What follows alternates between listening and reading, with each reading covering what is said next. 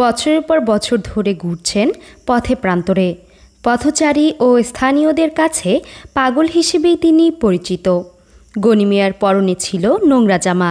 তা দেখে এগিয়ে আসে এক স্বেচ্ছাসেবী, পুরনো জামা পাল্টে পরিয়ে দেন পরিষ্কার জামা। ঠিক তখনই ঘটে অদ্ভুত এক ঘটনা।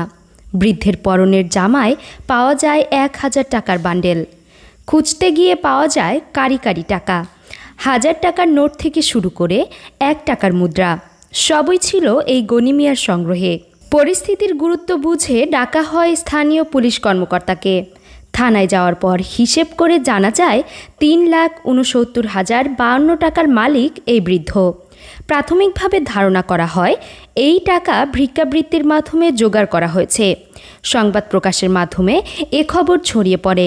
প্রচারিত খবরটি নজরে আসে গনি মিয়ার চাচাতো বোনেরও। আমি রংপুর থেকে আসছি চাচারা ভাই দেখতে।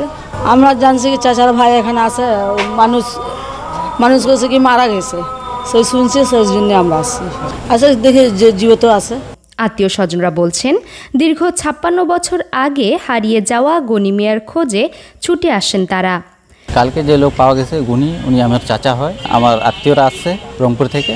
আমি তো বাসায় ছিলাম না, বাইরে ছিলাম।